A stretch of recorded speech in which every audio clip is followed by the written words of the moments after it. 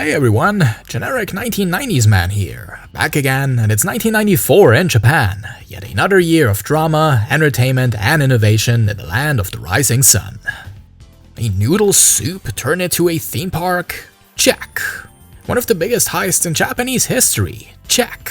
One of the greatest console wars ever fought on Japanese soil? Double check.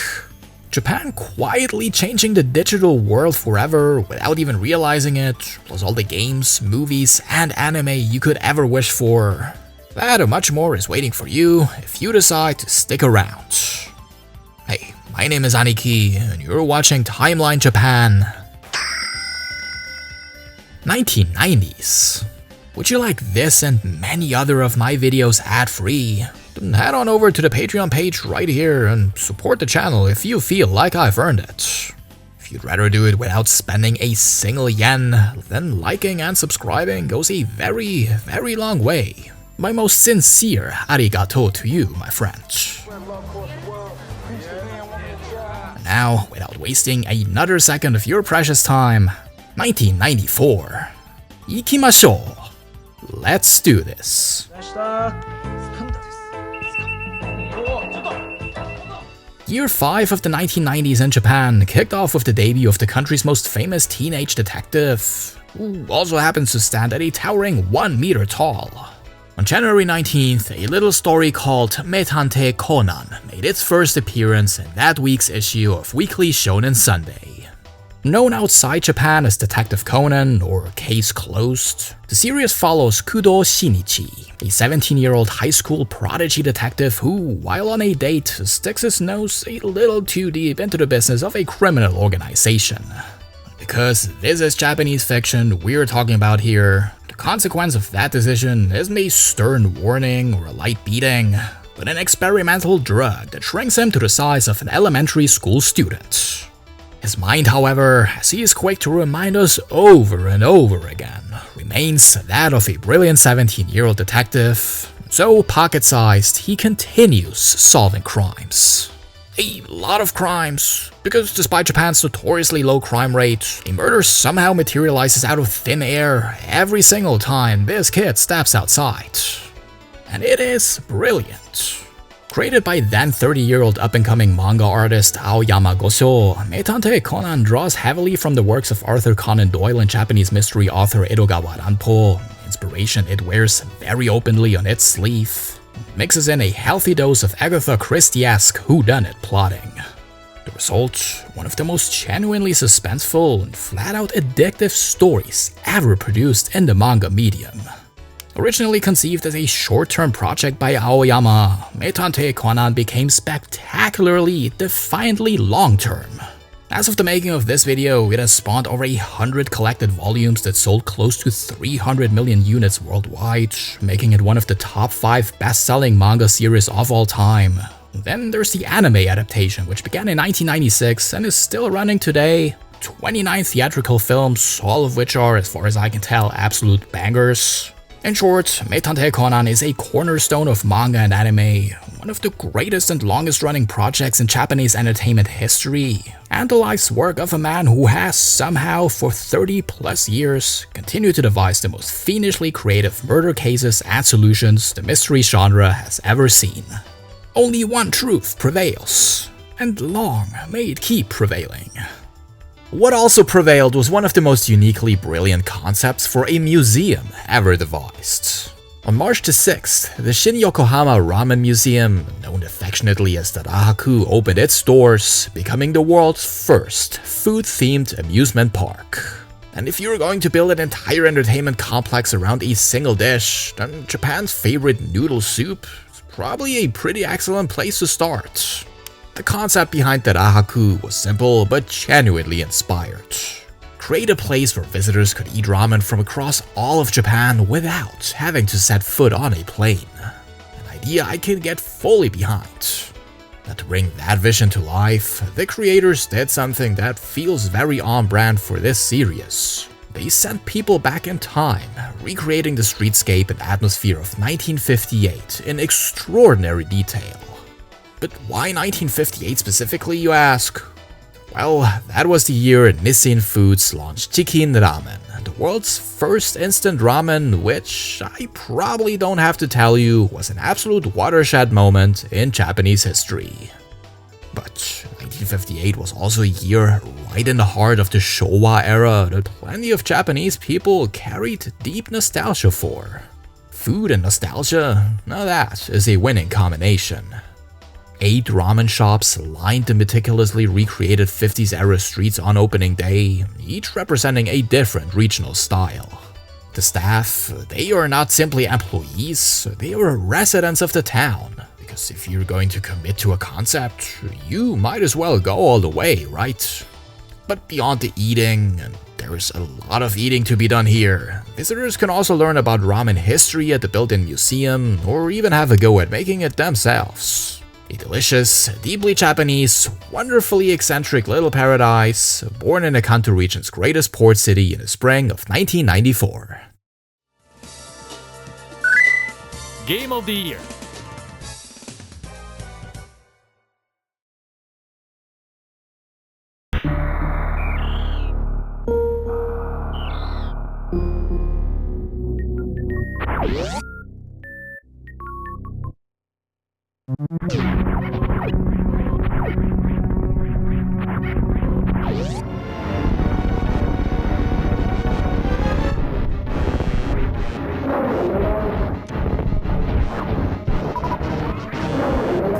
Ready for back-to-back tragedy and drama? Well, buckle up.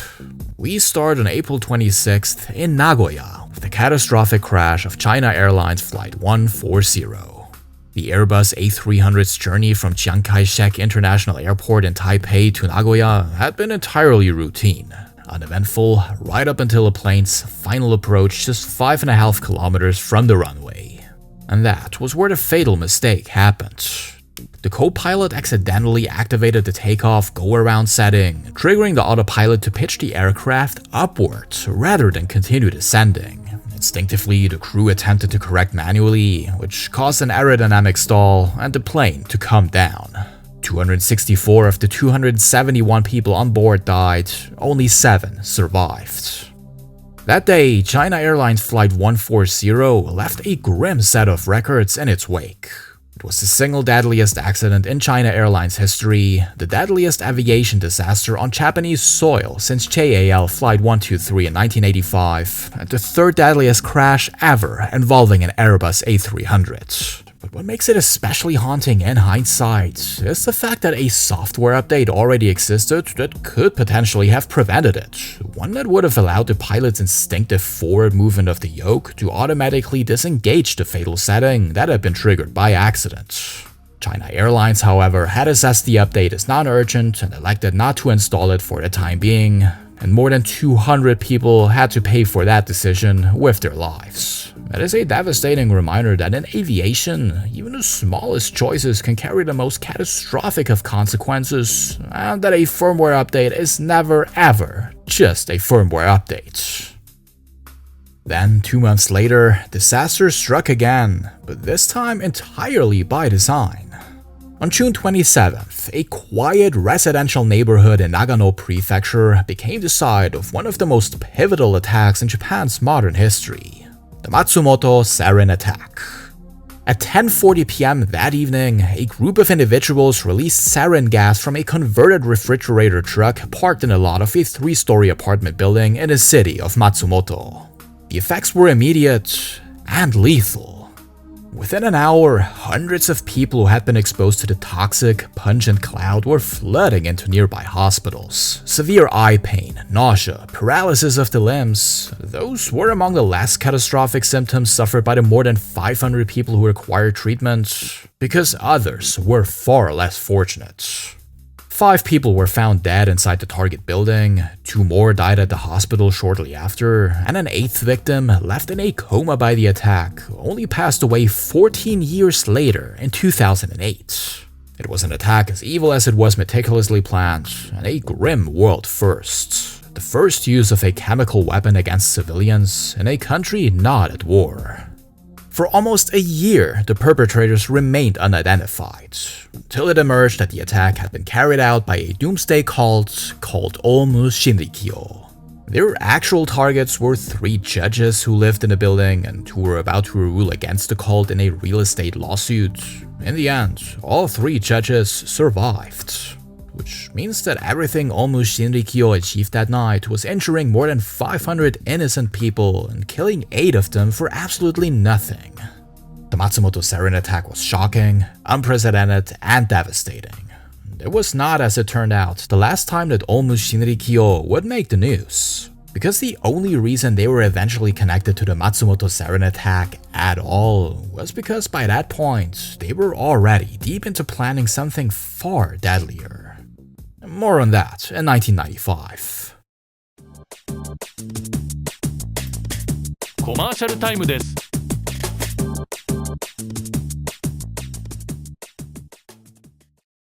ゴンタの営業活動。パパさんパパさんパパさんパパさんの肩もんで。骨こもろてママさんママさんママさんママさんの編み物手伝うて。骨こもろて坊ちゃん坊ちゃん坊ちゃん坊ちゃんの勉強見たって。骨こもろてばあちゃんばあちゃんばあちゃん。うちばあちゃんおらへんかったわ。ワンちゃんにカルシウム。毎日食べたい骨こソフトもええで。 Sunrise. On August the 2nd, the Japanese film industry came terrifyingly close to losing one of its most distinctive creative minds. At 1:40 a.m. that night, Kitano Takeshi, filmmaker, comedian, television personality, national icon, was riding a moped through Shinjuku when he crashed and sustained head injuries severe enough to be life-threatening. That might very well have been the end of him and his extraordinary career, were it not for a remarkable coincidence. Morohoshi Kazumi, a member of the male idol pop group Hikaru Genji, just happened to be in the immediate vicinity at that exact moment. A pop star stumbling across one of Japan's most celebrated filmmakers mid-crisis in the middle of the night really could make that up. Morohoshi found Kitano, got him to the hospital, and in doing so almost certainly saved his life. Kitano survived, but the injuries were really serious. Nerve damage and partial facial paralysis on one side of his face that he never fully recovered from. But before you feel too bad for him, he was actually drunk at the time of the accident, which... hey, don't do that. He stepped away from television for around 6 months following the crash, which, if you know Kitano's output during that era specifically, was a genuinely remarkable absence. But he kept busy during his hospital stay by taking up painting, and at a press conference shortly after the accident appeared before the assembled media with a visibly deformed face and, in true form, immediately made jokes about it, speculating whether the metal bolt in his head might set off airport security scanners. Classic. And he was still making light of it 22 years later in a 2016 cup noodle commercial. Glad you made it, Kitano-san. But next time, just take a cab, would you? From Tokyo to Kobe, on August the 5th, the Kansai region's biggest port city played host to one of the most audacious heists in Japanese history. At around 9:20 a.m., employees of the Fukutoku Bank's Kobe branch were going about the most routine part of their morning, unloading 3 cases of cash from an armored car, when suddenly 2 armed men appeared out of nowhere. They forced the 3 employees into a van, grabbed the cases, transferred them into a waiting getaway car, and vanished. The contents of those 3 cases, a whopping 541 million yen, or roughly $3.4 million at today's rates. Not a bad morning's work, even split 2 ways. Hyogo Prefectural Police launched their investigation immediately and found their first lead immediately. The getaway car, abandoned about 800 meters from the scene. The cash, of course, was long gone. Witness descriptions of the 2 suspects were thin but memorable. One man around 40 in gray work clothes and sunglasses, the other around 50 with his face wrapped entirely in bandages. Spooky. The investigation then stalled for years. The first real breakthrough didn't come until 1997, when a 58-year-old man was brought in for questioning after confessing to the crime to an acquaintance, who apparently did not waste even a single moment to snitch on homeboy. Still, the suspect couldn't be conclusively tied to the robbery and was released, and the following day, he was found dead. Which was the end of that lead?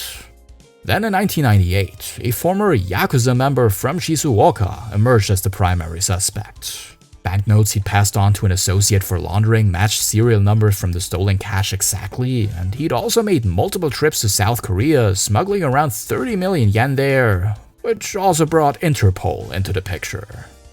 The case was almost cracked. Problem, actually catching the man himself. He had repeatedly undergone plastic surgery to alter his appearance, earning him the nickname the Man with 10 Faces, a ghost who proved almost impossible to pin down, and he remained one until February of 2007, nearly 13 years after the original heist, when he was caught red-handed robbing yet another bank in Nagoya. Arrested, tried, sentenced to 8 years. As for the 1994 robbery, the statute of limitations had expired back in 2002, so he was never charged for that one. The 541 million yen was never recovered. The mummy almost walked away with it. What a story.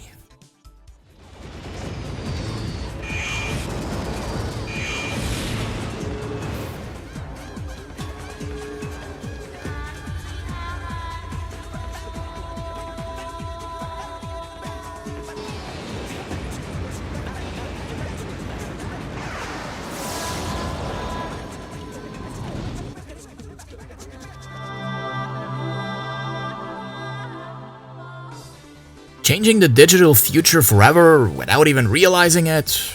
Sounds like Japan to me. On September 26th, automotive components manufacturer Denso Wave officially unveiled their latest invention to the world. The QR code. I could probably end this story right there, because every single person watching this video has already seen or used one.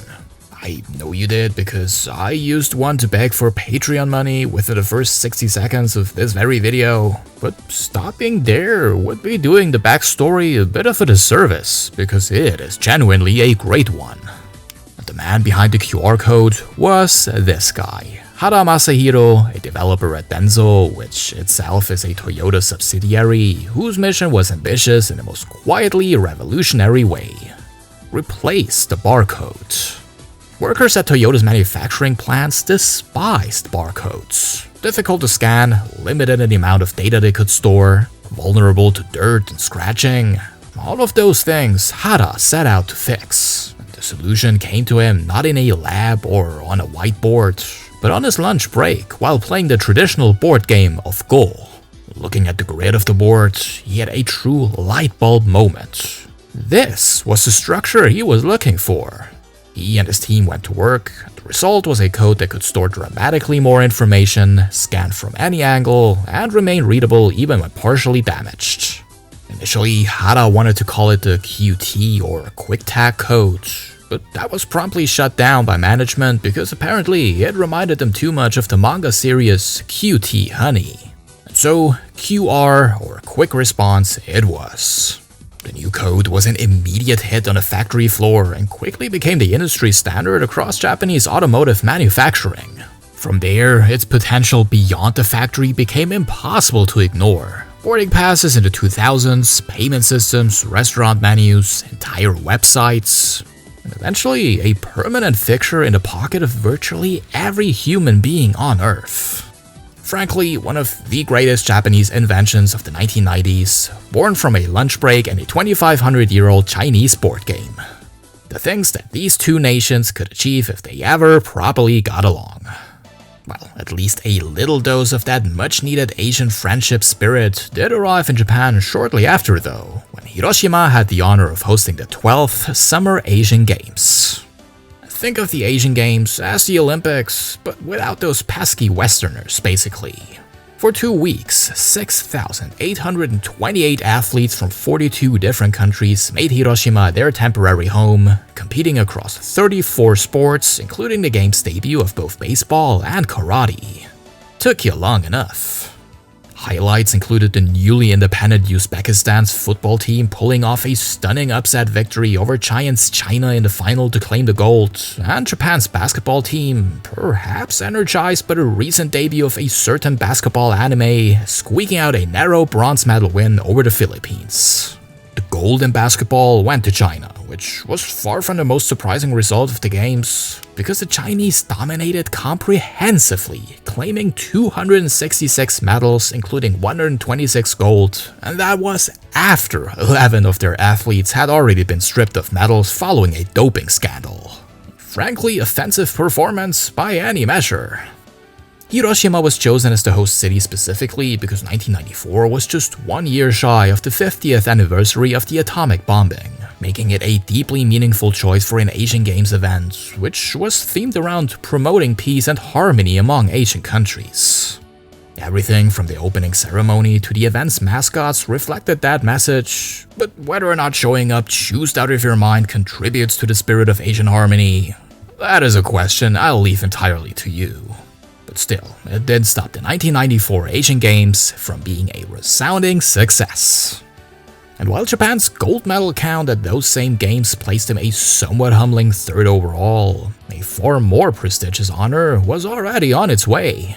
On October 13th, Oe Kenzaburō became only the 8th Japanese person in history to win a Nobel Prize, and only the 2nd Japanese writer to receive the prize in literature.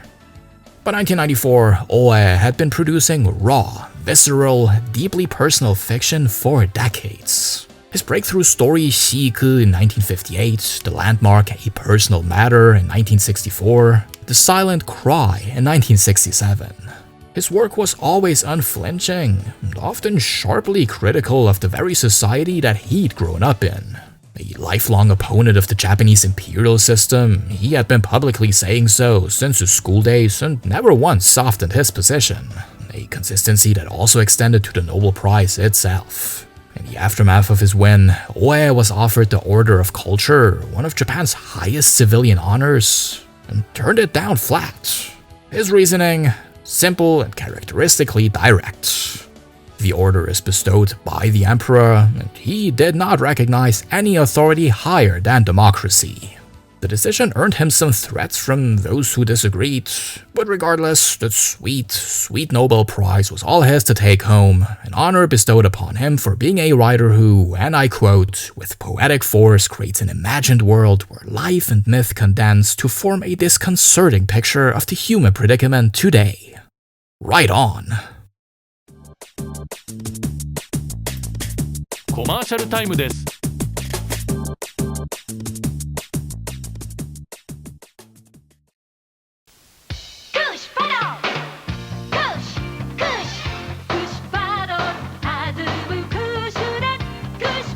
気軽にライトスポーツ佃オリジナルからシリーズいろいろレッツクーシいつでもどこでもクッシュは場所を選ばないクッシュを連れらんでニュークッシュパドル佃オリジナルから And now, the most pivotal 2 weeks in 90s gaming history, starting with November 22nd and the launch of the Sega Saturn. Sega's 5th generation home console arrived carrying enormous expectations. The 4th generation Mega Drive/Genesis hadn't quite managed to dethrone Nintendo as the king of the living room, but they'd made a serious stand in the armor. And so when the time came for Sega to step into the 32-bit 3D era, the entire industry was watching. Was this about to be their big moment? Well, it was certainly a moment. That Japanese launch day on November 22nd, 1994 made it look, if only briefly, like Sega was about to have a genuine gaming kingmaker on their hands. Priced at a fairly steep 44,800 yen or roughly $440 at the time, Sega's initial shipment of 200,000 units sold out within one single day. And that was off the back of a pretty modest launch lineup carried almost entirely by the incredible Virtua Fighter, a faithful port of Sega's arcade phenomenon and one of the single most influential fighting games ever made. It pretty much sold one-to-one with the hardware itself. But as the library grew, Sega really made good on the Saturn's promise in spectacular fashion. Radiant Silvergun, Nights into Dreams, the extraordinary Panzer Dragoon and its sequel, Sega Rally Virtua Cop, a string of exceptional Capcom arcade ports. In terms of sheer software quality, it can be argued the Saturn absolutely fulfilled its potential. And in Japan, those games translated directly into sales. The Saturn was a genuine hit on home turf, shifting close to 6 million units over its short lifespan. The problem? The Baka Gaijin didn't see the vision. Like, at all. Sega's handling of the Saturn in the West became one of the most catastrophic self-inflicted wounds in gaming history. With a certain rival 32-bit system looming for the 1995 holiday season, Sega panicked and pushed the Western Saturn launch forward by several months, blindsiding retailers, starving developers of time to prepare launch software, and torching the goodwill they'd spent years building.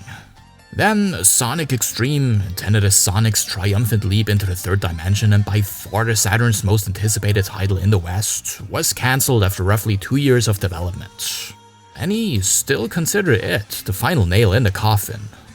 In the end, the Saturn sold less in the entire rest of the world compared to what it did in Japan alone, leaving it as one of gaming's greatest what-ifs, a system that was supposed to change Sega's fortunes forever, and did, just not in the way the company expected.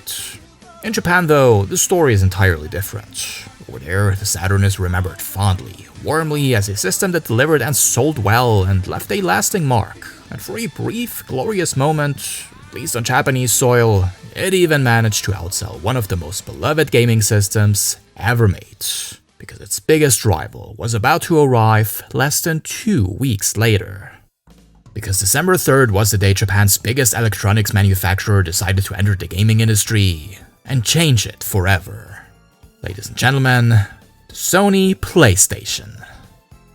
There is nothing I can say about the PlayStation that hasn't been said a million times. So naturally, I'm going to say it anyway.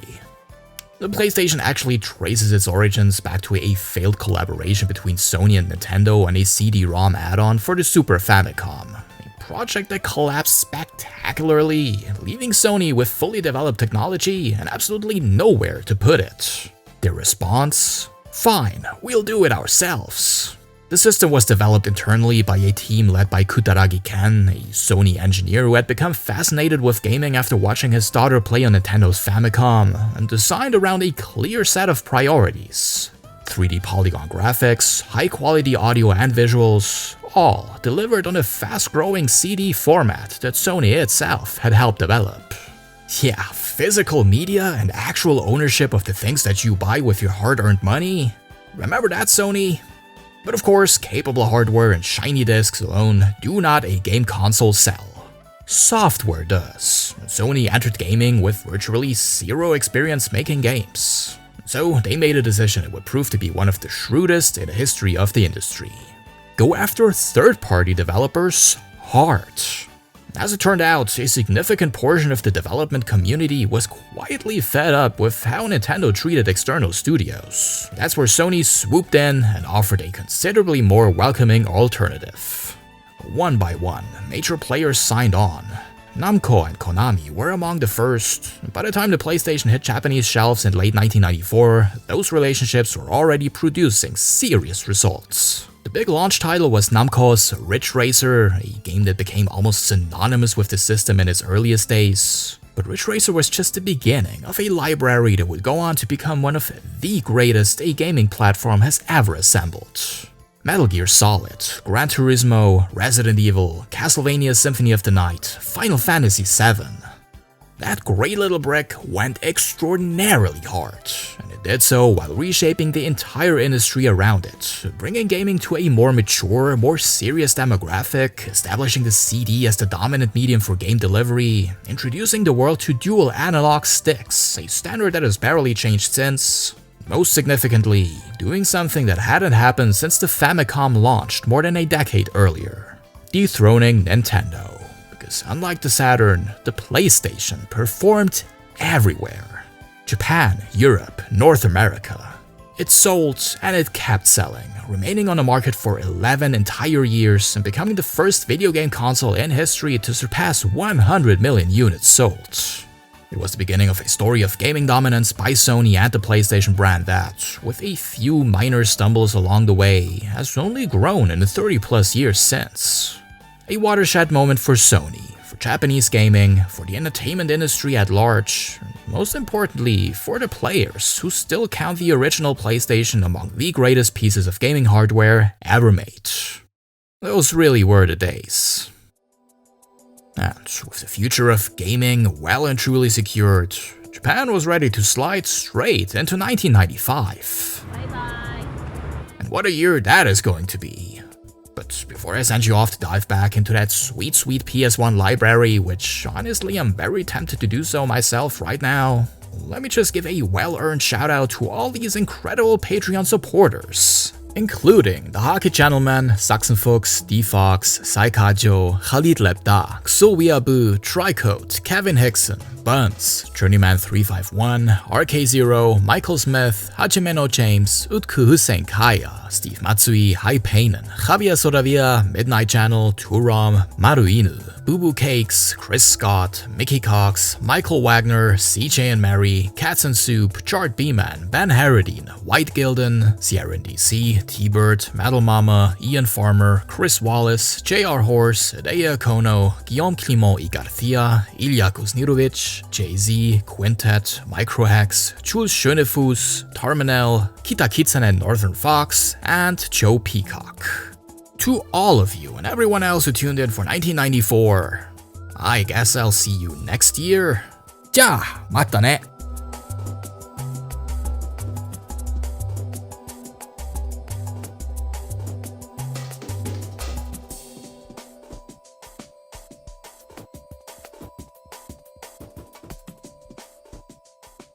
Aren't you about ready to go home now?